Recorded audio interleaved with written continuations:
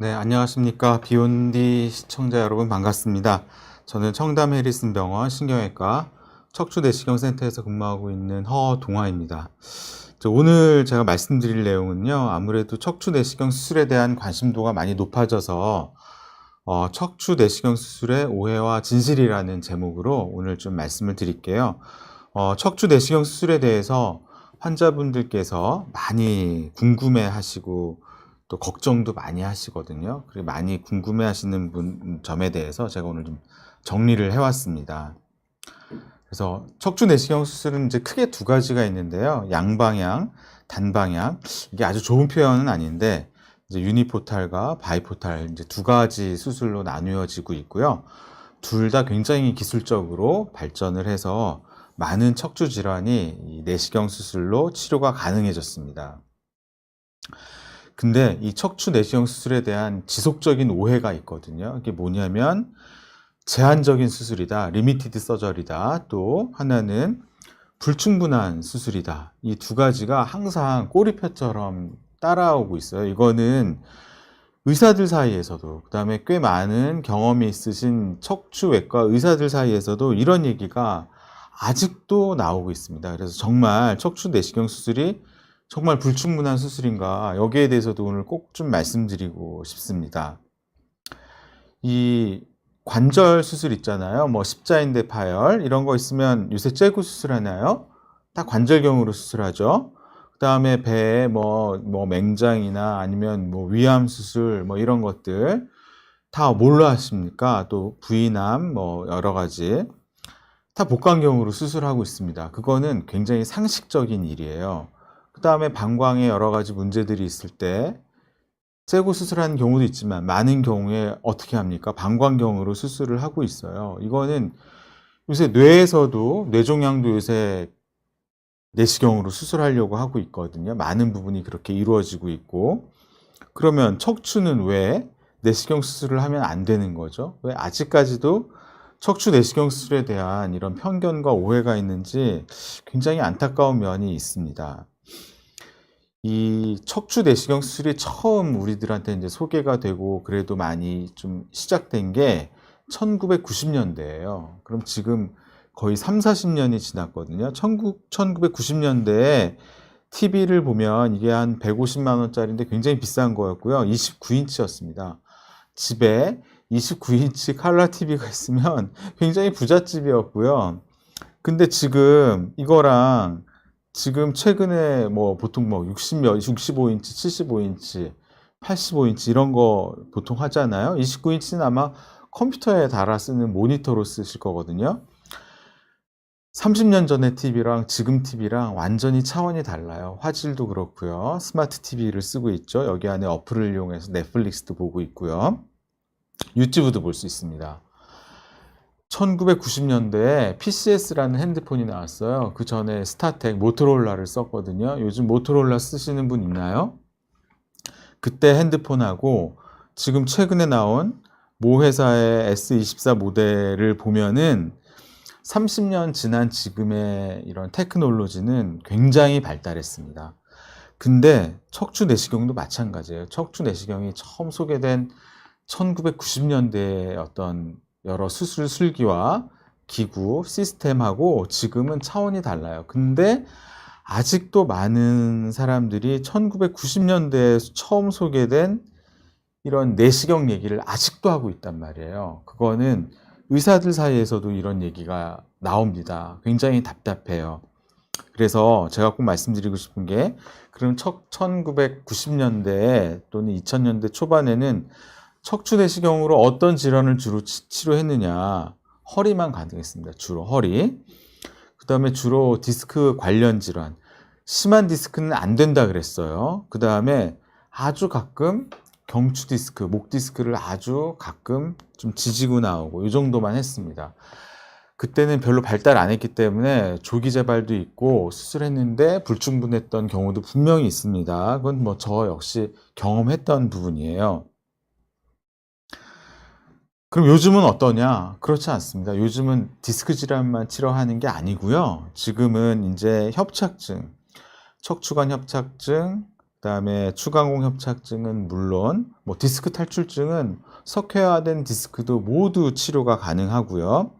뭐 하방전이, 상방전이, 그다음에 복합병변, 그다음에 마미총 증후군 모두 치료가 가능합니다. 이제는요. 저만 할 수 있는 게 아니라요. 이런 협착증과 심한 디스크 탈출증을 내시경으로 해결하고 있는 선생님들이 굉장히 점점 늘어나고 있어요. 그 다음에 척추 전방 전이증, 이런 경우는 유압수를 해야 되잖아요. 어쩔 수 없이 핀이 들어가야 되는 경우가 있는데, 척추 분리증, 척추 전방 전이증인 경우에도 지금은 내시경 보조 유압수를 하고 있습니다. 이런 것들은 오히려 해외에서 우리나라로 배우러 오고 있습니다. 그 다음에 재발성 병변, 옛날에 뭐 10년 전, 20년 전 수술을 받았는데 다시 재발했던 경우들이 있잖아요. 그럼 옛날에는 이런 경우는 내시경으로 안 된다고 했습니다. 그렇게 배웠어요. 하지만 지금은 재발성 병변에 대해서도 척추 내시경 수술이 굉장히 발달해서 가능합니다. 옛날엔 허리만 주로 치료했는데요. 지금 등, 흉추 있죠. 흉추에서도 수술이 가능해요. 흉추부 디스크 탈출증은 옛날에는 내시경 안 된다고 했습니다. 하지만 지금은 내시경으로 거의 90% 이상 치료가 가능하고요.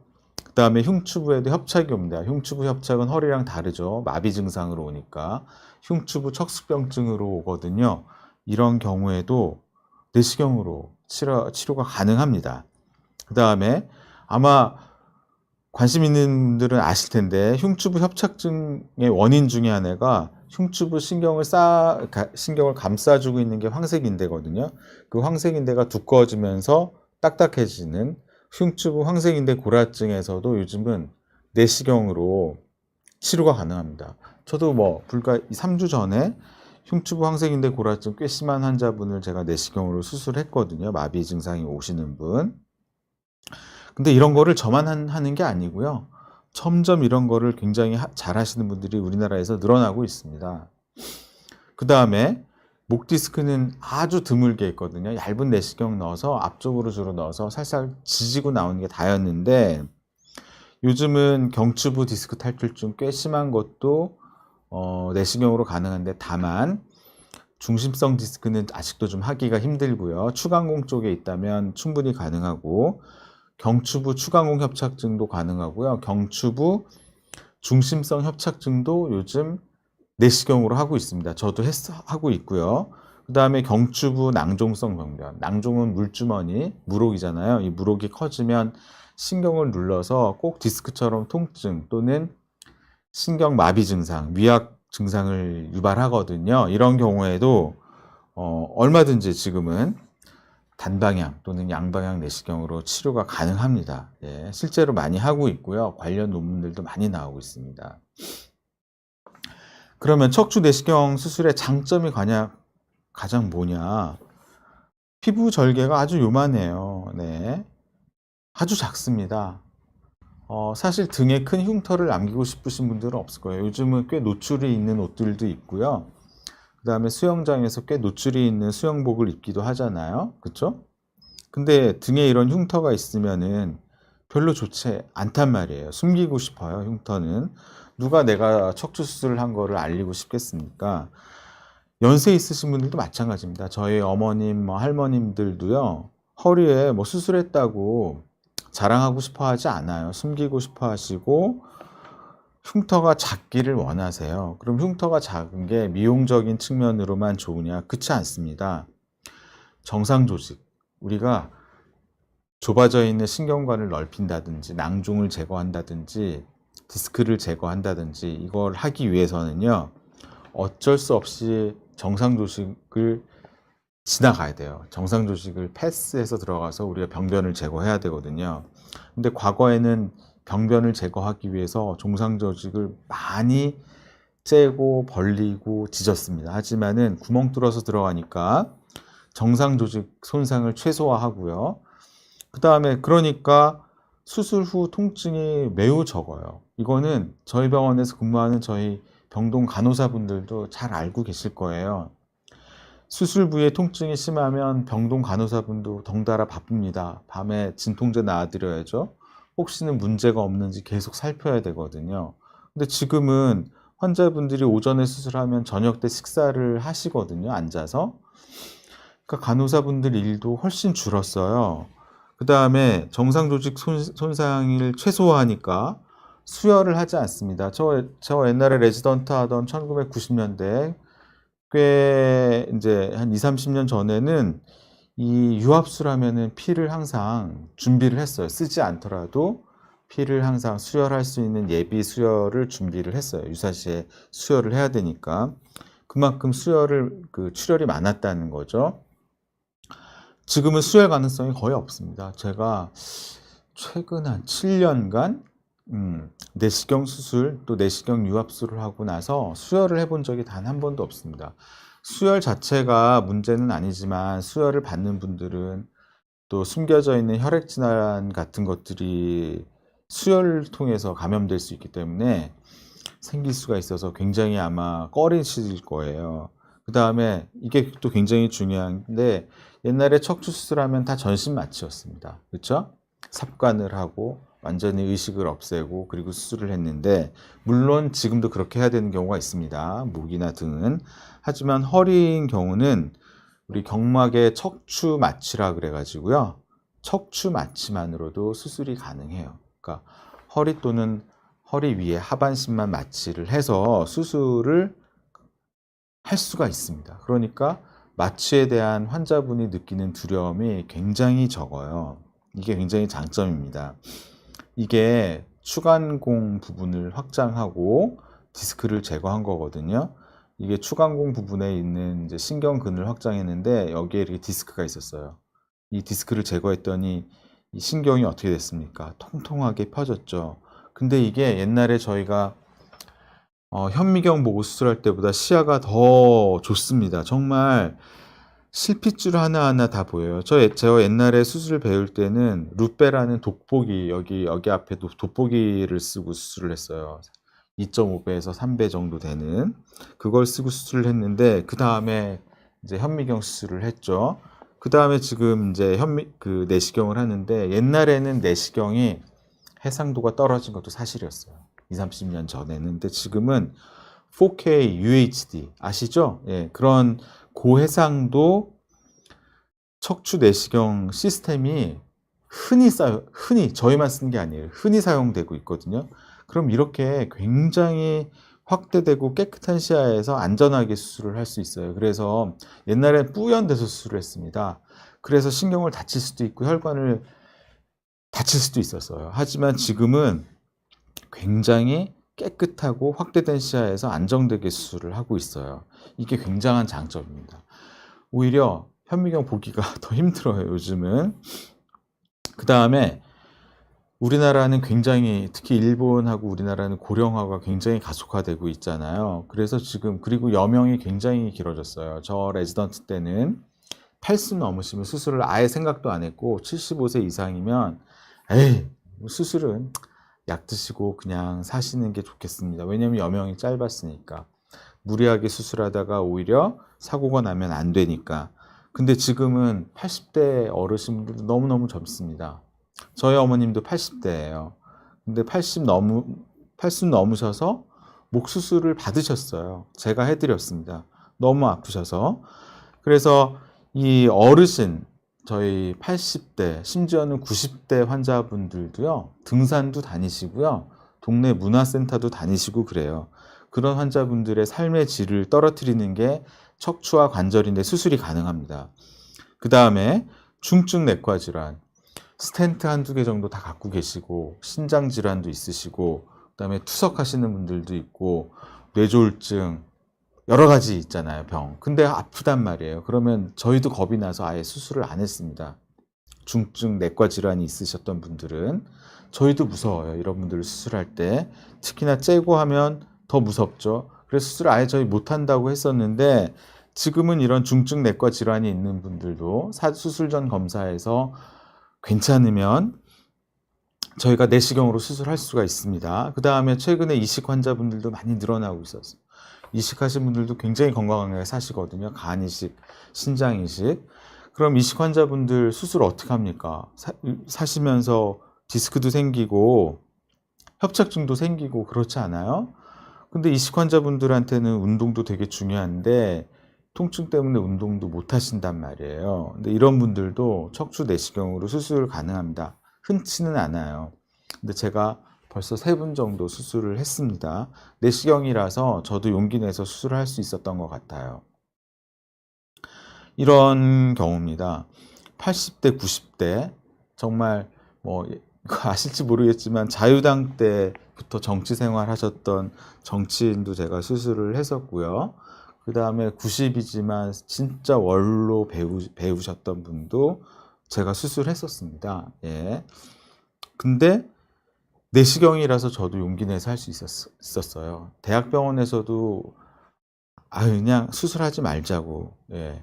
그랬던 분들이었는데 제가 내시경이라서 저도 용기 내서 수술을 했고요. 물론 100%는 아니었지만 한 7, 80% 좋아지셔서 어디 뭐 다니시고 여행 다니시고 또 전에 한 분은 굉장히 원로 배우신데 수술하고 시상식에 가셨더라고요. 예. 그래서 저도 굉장히 기분이 좋았던 경우가 있었고요. 또 제가 말씀드리지만 신장 이식 환자나 투석 환자. 왜냐하면 투석 환자분이나 신장 이식 환자분들은 오랫동안 면역 억제제를 드시기 때문에 저희가 함부로 약을 쓰기가 힘들어요. 항생제도 써야 되고 이런데 그 다음에 또 문제는 투석 환자분들은 출혈이 잘 멈추지가 않는 경우가 있습니다. 대량 출혈은 아닌데요. 점상 출혈들이 수술 시야를 흐리고 수술 후 경과가 안 좋은 경우가 있어요. 그래서 수술할 때 굉장한 부담을 저희도 느낍니다. 별거 아닌 수술임에도 불구하고요. 근데 투석 환자분들 수술하기가 쉽지 않거든요. 근데 이제 이런 경우에 저희가 내시경으로 시도했었고요. 최근에는 제주도에서 오셨는데 유압을 고려해야 되는 환자분인데 유압을 해야 되니까 일주일에 3번 혈액 투석을 하니까 대학병원 교수님도 썩 내키지가 않으셨어요. 네, 충분히 이해합니다. 저도 이해하거든요. 왜냐하면 유압수를 하려면 많이 째야 되죠. 그럼 출혈이 많이 나죠. 그러면 피 들어가고 수액이 많이 들어가면 투석 환자분들은 폐에 물 찰 수도 있거든요. 폐부종 같은 거. 그럼 수술은 잘 끝났는데 수술을 관리해서 굉장히 힘들어집니다. 근데 일단 이 투석 환자분은 유압은 추후에 고려하고 감압만으로 내시경으로 굉장히 좋아져서 퇴원하신 환자분 계세요. 제주도에서 오셨습니다. 그래서 이 척추 내시경 수술에 대한 큰 오해, 불충분한 수술에 인컴플리트 서저리, 뭐 리미티드 서저리다 아직도 의사들 사이에서도 많이 나오는데 잘하는 사람이 하면 수술 결과는 좋습니다. 이거는 메타 분석이라고요. 기존의 논문을 다시 한번 또 분석한 논문들이 요즘 메타 분석 논문인데 메타 분석 논문에서 굉장히 일관된 결과가 나오고 있어요. 세계 각국에서 쓴 논문들이 굉장히 일관된 결과를 보여줍니다. 그거를 메타 분석을 해서 나오는데 저도 썼지만은 이 다양한 나라에서 이미 메타 분석 논문이 굉장히 많이 나왔고요. 메타 분석 논문의 결론은 뭐냐? 내시경 수술의 결과는 최근에 굉장히 많이 좋아졌고 괜찮다라는 게 이미 저의 어떤 경험과 뇌피셜 이런 걸로 말씀드린 게 아니라 연구 결과에 의거해서 이미 나왔습니다. 그래서 현미경 수술과 비교해도 전혀 손색이 없다. 오히려 더 좋은 부분이 있다. 어떤 부분이냐? 짧게 입원하고 수술 부위 통증이 적고 출혈량이 적다라는 거는 현미경이나 고식적인 절개 수술에 비해서 훨씬 좋다라고 이미 증명이 됐습니다. 예, 저를 포함해서 여러 연구자들이. 그다음에 또 이제 많은 질문을 하시는데 일부 병원에서는 척추 내시경 시술이라고 얘기를 하시는 분이 있나 봐요. 물론 척추 내시경 시술이 있습니다. 아주 작은 내시경을 이용할 때는 병소를 직접적으로 제거하는 게 아니라 레이저나 고주파로 내시경을 보면서 지지고 나오는 정도의 시술을 하는 경우 있거든요. 이런 경우는 국소 마취만 하고 바늘 자국 정도만 남거든요. 이런 경우는 시술이 맞지만 기본적으로 척추 내시경은요 수술입니다. 왜냐하면 1cm라도 피부 절개를 하고요. 척추 마취라도 마취가 들어갔다고 하면 수술입니다라고 정확하게 얼버무릴 게 아니라 말씀드리는 게 맞고요. 과잉 치료가 아니에요. 왜냐하면 척추 내시경 수술도 충분한 보존적 치료를 하고 나서 수술을 합니다. 저한테 오늘도 여수, 그다음에 천안, 오늘 경남 양산, 또 오늘도 제주 이런 데서 오셨거든요. 뭐 가까이 있는 경기도권에서도 많이 오셨는데, 그런 분들은 오늘 제가 수술 아마 많이 권유 안 드렸을 거고 한 30% 정도 권유 드렸을 텐데, 권유 드린 분들이 대부분의 공통점은 뭐냐면 지역병원, 사시는 지역병원 쪽에서 안 해본 치료가 없으셨어요. 다 주사도 5번, 6번, 시술도 해보시고, 또 한방병원 많이 있기 때문에 한방 재활, 침치료까지 다 해보신 분들입니다. 그래서 제가 수술 얘기를 오늘 꺼낸 분들이 있어요. 예. 10분 중에 한 3분 정도 됐는데, 내시경 수술도 마찬가지입니다. 내시경 수술이 간단하다고 함부로 권유드리는 게 아니라 충분한 보존적 치료를 하고 비수술적 치료를 하고 나서 결정을 합니다. 그래서 수술 적응증은 수술을 해야 되는 경우에요. 비적응증과 적응증이 있거든요. 이런 경우는 수술을 꼭 해야 되는 경우, 적응증은 기존 수술과 동일하다. 그거를 제가 꼭 말씀드릴 수 있습니다. 그러니까 과잉 치료는 안 합니다. 그 다음에 척추 내시경 수술이 워낙에 간단하다 보니까 바로 일하실 수 있느냐. 특히 이제 2교대 근무나 하루 근무 24시간 근무하고 쉬시고 이런 분들 꽤 계시거든요. 근데 이런 경우에 사실 저도 좀 답답한 경우가 있는데, 이제 오래 쉬게 되면 퇴직을 하셔야 되는 분들이 있어서 이제 말씀드리는데, 수술 후 통증도 매우 적고 수술 후 결과도 굉장히 양호하지만 휴식 시간이 필요합니다. 병원에는 이틀 정도 입원하시거든요. 이틀이나 3일 정도.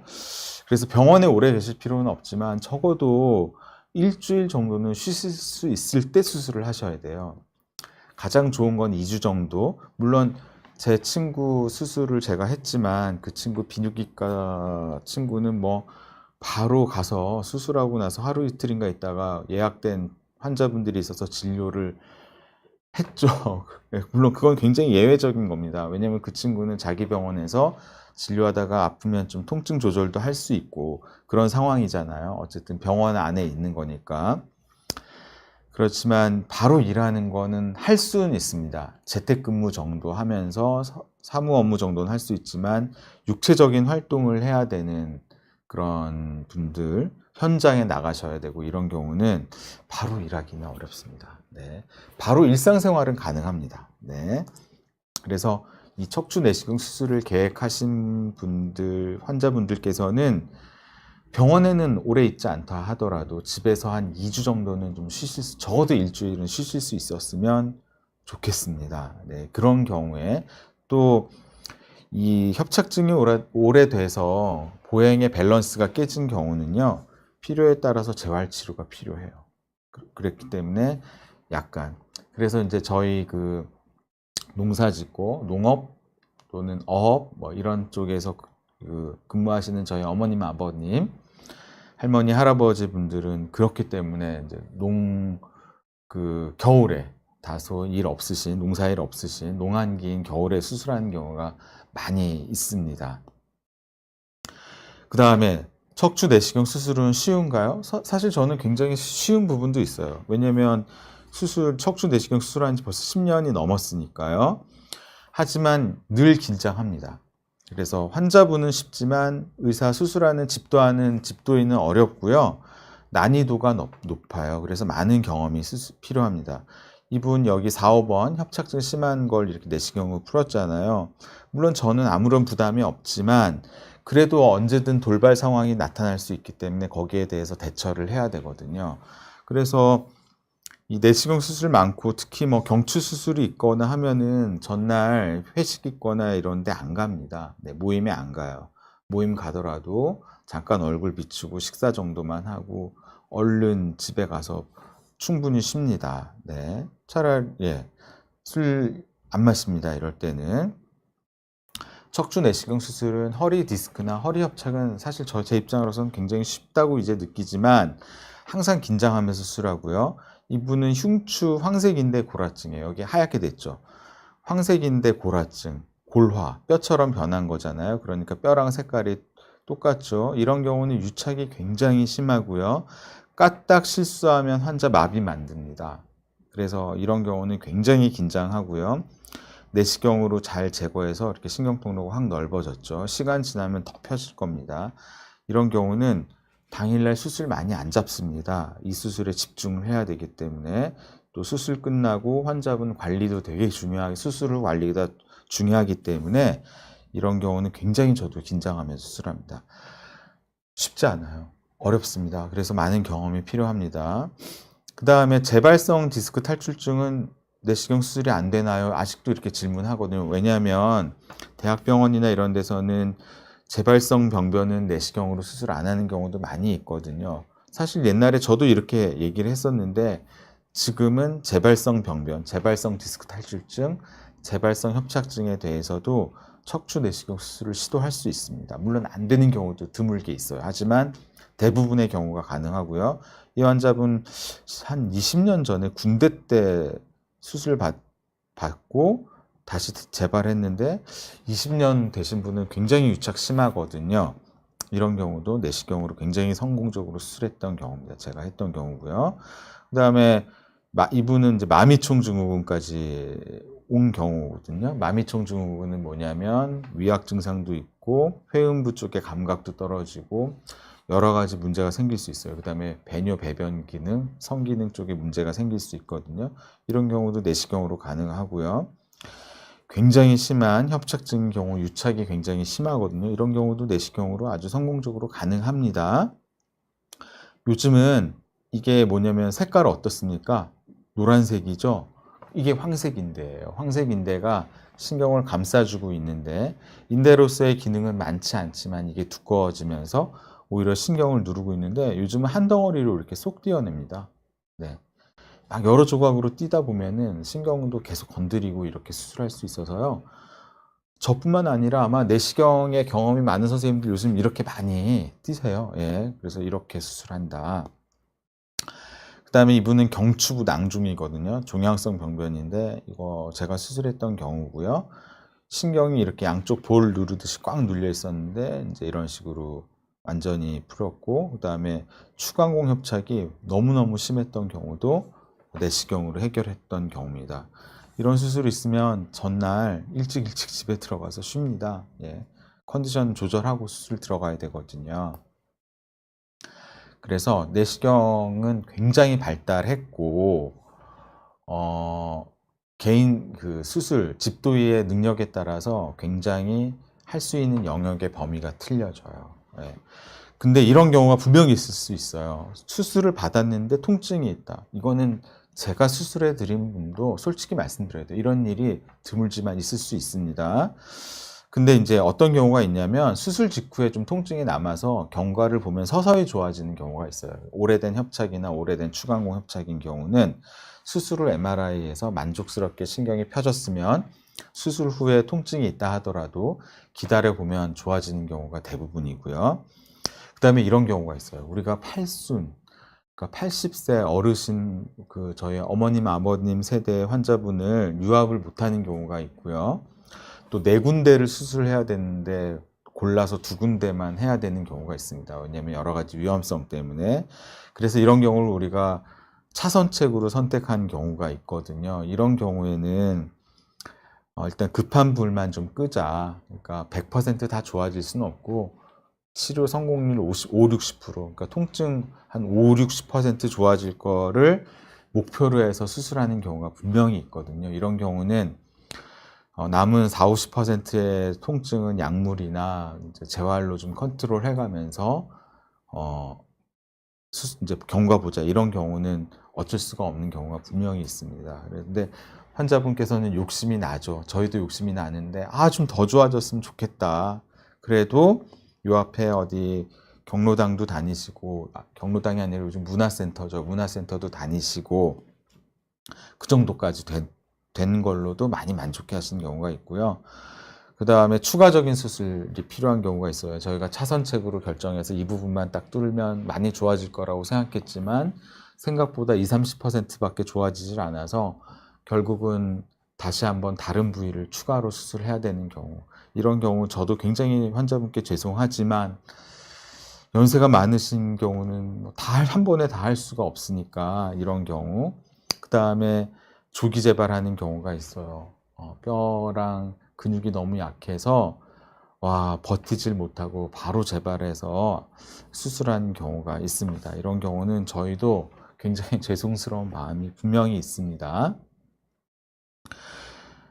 또 근데 꼭 저희가 해야 되는 것 중에 하나가 합병증도 생길 수 있고 통증도 생길 수 있고 조기 재발도 생길 수 있지만 대부분은 경증이거나 보존적 치료로 또 수술을 들어가지 않는 경우도 많거든요. 하지만 빨리 대처해서 치료하면은 대부분 좋아집니다. 그래서 수술 받았는데 아프시면 너무 실망하지 마시고 적절하게 대처하면 좋아질 수 있습니다.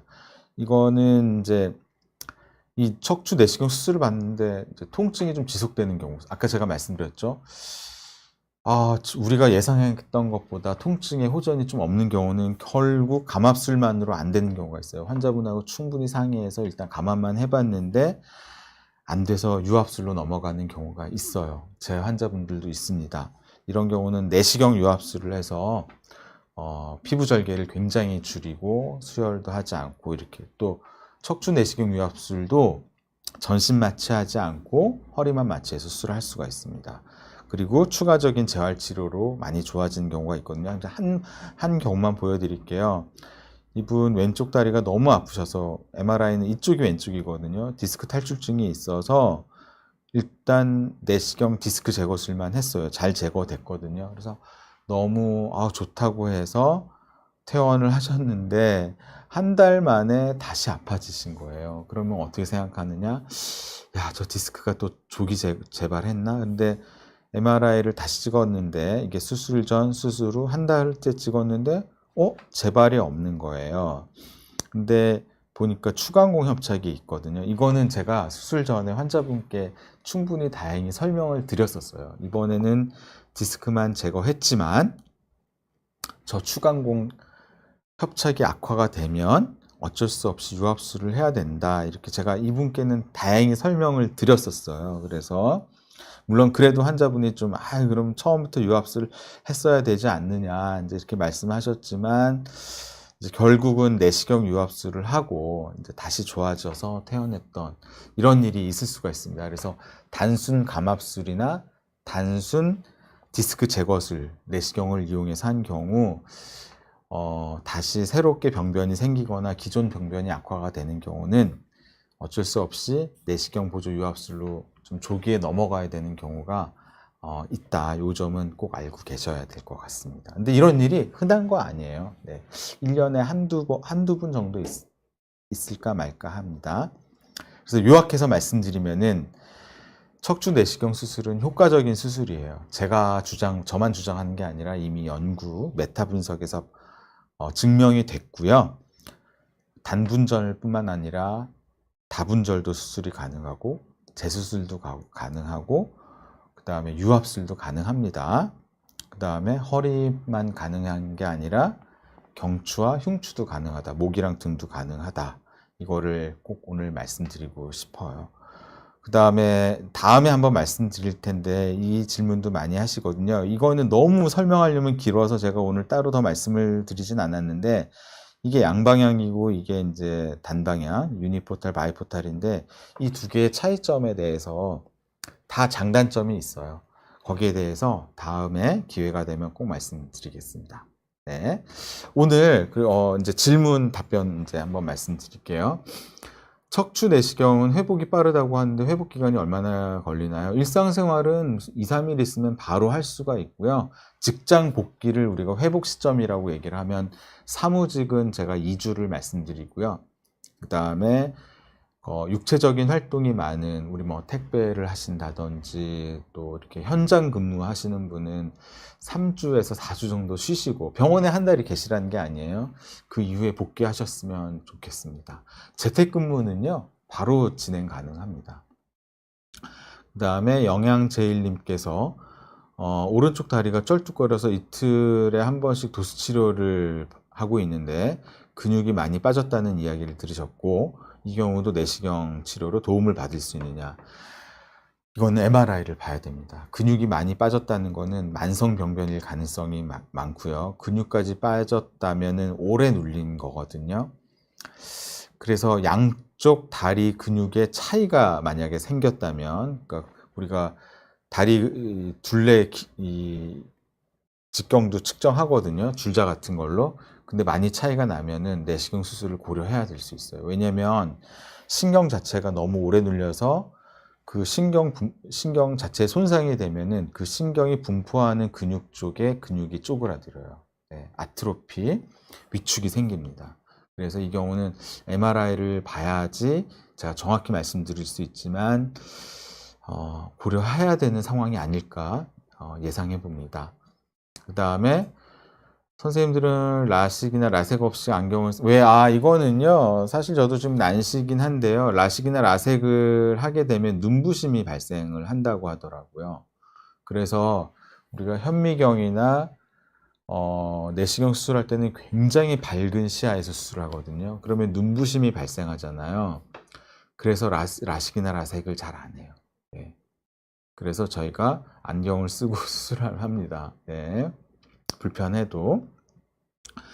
저는 뭐 난시고 하니까 오히려 근거리라서요, 수술실에서 안경을 벗는 경우도 많이 있습니다. 그 다음에 시술을 받은 후 임신을 하면 태아 후유증이 그렇지 않아요. 그러니까 시술하고 충분한 회복 기간을 가진 이후에 약을 안 드시는 상황에서 임신을 계획해서 하면은 후유증이 전혀 없어요. 근데 이제 한참 치료 중에 막 주사 치료, 약물 치료 여러 가지 하고 있는 상황에서 우연히 이제 뭐 축하드릴 일이지만 임신을 했다 그러면 그 아이가 이제 생기는 과정에서 여러 가지 약물에 노출이 되고 또 검사를 많이 하니까 방사선에 노출이 되잖아요.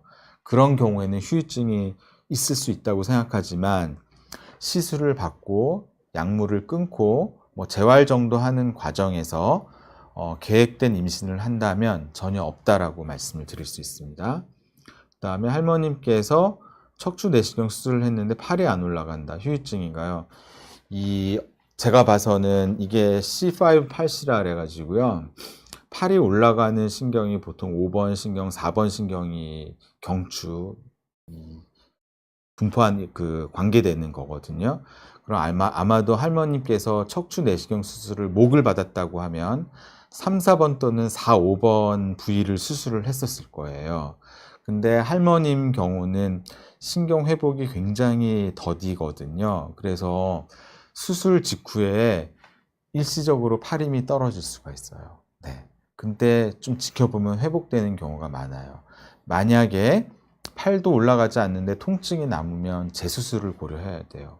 근데 통증이나 저림감이 좋아졌는데 팔만 올라가지 않는다고 하면, 그러니까 통증은 많이 좋아졌다는 가정이라면 팔만 올라가지 않는다고 하면 기다려 보시고요. 좀 더 적극적으로 하면 도수치료, 재활치료를 받으면 됩니다. 그 다음에 척추 내시경 시술을 받았는데 왼쪽 다리가 저려서 이제 어떻게 되느냐, 그러니까 수술을 받았는데 저리다. 그래서 오른쪽으로 더 힘을 쓰시고 이제 이런 상황인 것 같아요. 소니님께서.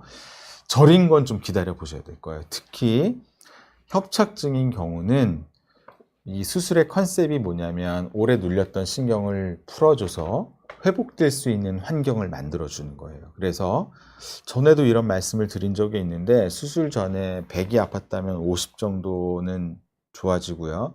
나머지 50은 기다려보면 서서히 더 좋아질 수가 있는데, 저린 게 좀 남는 경우가 있어요. 왜냐면 너무 오랫동안 눌려 있어가지고.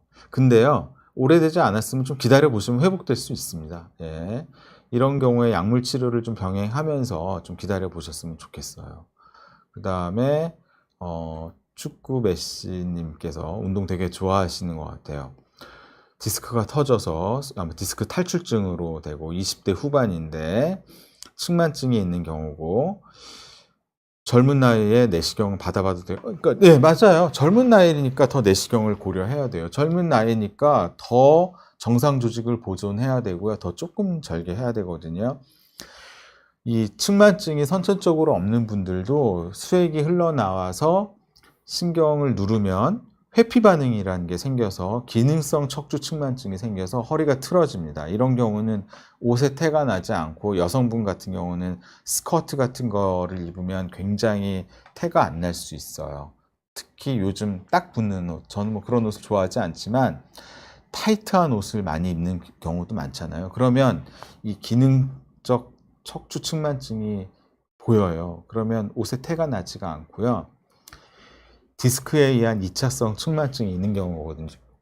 이런 경우는 아마 통증도 굉장히 심할 것 같고요. 이런 경우는 내시경 수술을 고려하는 게 맞아요. 그래서 내시경 수술을 받으면 측만증이 교정이 됩니다.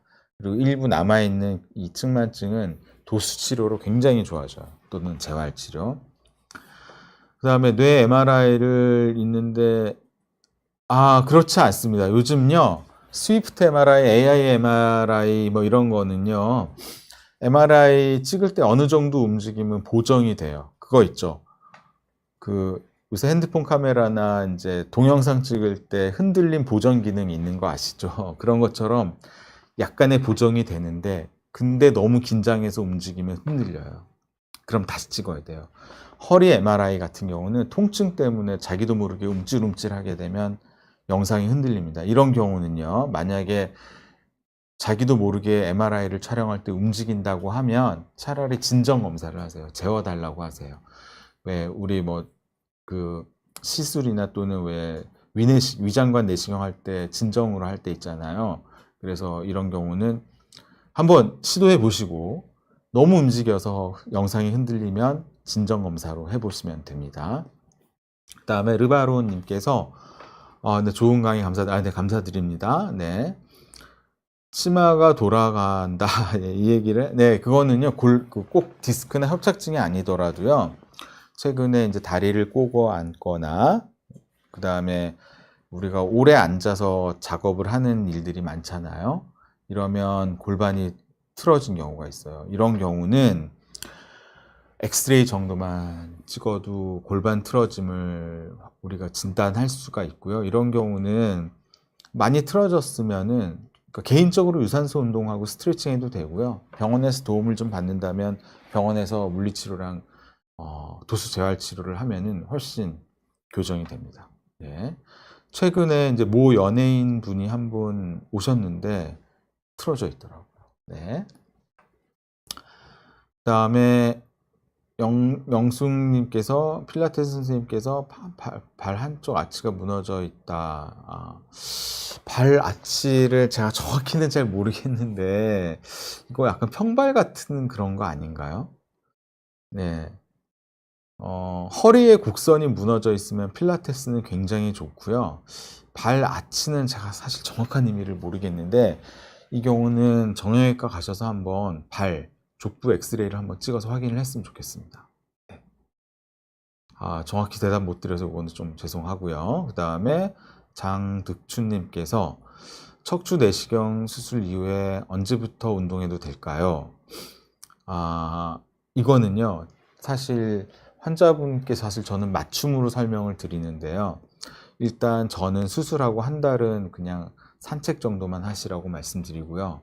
수술 한 달 이후부터 운동을 하는데 걷기랑 유산소 걷기, 그 다음에 스트레칭을 하시라고 말씀드리고요. 수술 후 2달째부터 개인 운동, 뭐 헬스클럽을 나간다든지 수영을 한다든지 필라테스를 한다든지 이런 개인 운동은 수술 후 2달째, 그 다음에 골프, 테니스, 탁구처럼 허리를 로테이션하는 운동은 디스크를 짓이기는 효과가 있어서 이런 경우는 수술 후 3개월째. 그러니까 허리 수술하고 골프나 테니스 언제 하냐? 3개월 후부터. 그 다음에 공으로 하는 단체 운동이 있어요. 이런 경우는 몸싸움이 있습니다. 네, 시합을 하니까 농구, 뭐 조기 축구 이런 거 있잖아요. 이런 경우는 수술 후 6개월째. 예, 왜냐면 부상이 생길 수 있어서. 근데 환자분의 상태에 따라서 이걸 조금 늦추는 일도 있고요. 조금 당기는 경우도 있습니다. 그거는 제가 환자분 상태를 보고 차근차근 말씀드리는데 일반적으로는 그렇게 합니다. 다시 한번 말씀드리면 수술 후 한 달째까지는 쉬셔야 돼요. 산책. 수술 한 달 이후부터 유산소 운동, 2달째부터는 개인 운동, 필라테스, 수영, 그다음 3개월째부터는 개인 구기, 6개월 후부터는 단체 구기 이렇게 생각하시면 되겠습니다.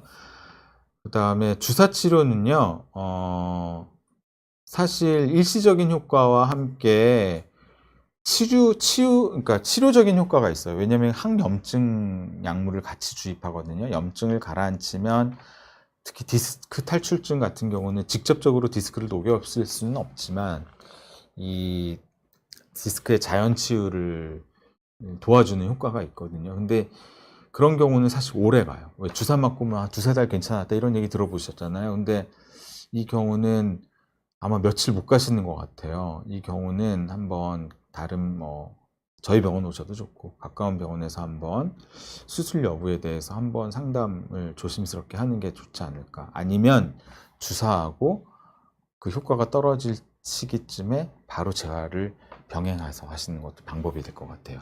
그 다음에 마지막 이제 질문이 이제 윤의왕님께서 섬유륜 손상에 대한 내장증, 이게 저희도 굉장히 치료하기 힘든 것 중에 하나예요. 질환 자체는 어렵지가 않은데 환자분은 굉장히 고통스럽거든요. 그러니까 특히 이제 섬유륜 손상에 의한, 제가 이건 조금만 길게 드리고 한 2, 3분 설명드리고 마무리할 텐데, 섬유륜 손상에 의한 내장증은 대학병원 이런 데서는 아무런 관심을 가져주지 않습니다. 수술할 게 아니니까.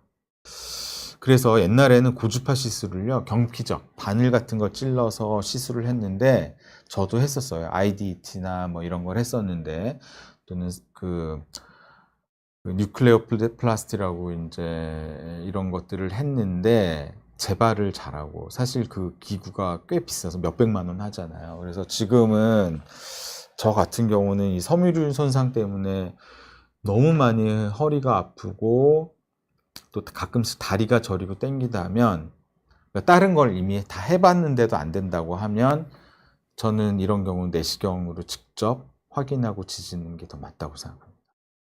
흔히 하진 않아요. 하지만 뭐 한 10분을 못 앉아 계시는 분들이 계세요. 예. 예. 이거는 아마 저희 병원에 이제 그 다른 김현성 원장님께서 한번 3주 후에 아마 이 비욘디를 통해서 강의를 하실 거예요. 그래서 내장증 경우에 보존적 치료를 했는데 극심한 통증이 유지가 된다면 내시경 치료를 고려해볼 수 있습니다. 여기에 대해서는 저도 한번 얘기를 하고 3주 후에 아마 비욘디 채널을 통해서 저희 김현성 원장님께서 한번 강의를 해주실 겁니다. 네. 오늘 많은 질문 주셔서 너무 감사드리고요. 오늘 제가 이렇게 말씀드린 내용이 좋았다면은 저희 구독도 좀 눌러주시고 좋아요도 눌러주시고 그렇게 해주시면 저희가 더 힘을 내서 강의할 수 있을 것 같고요.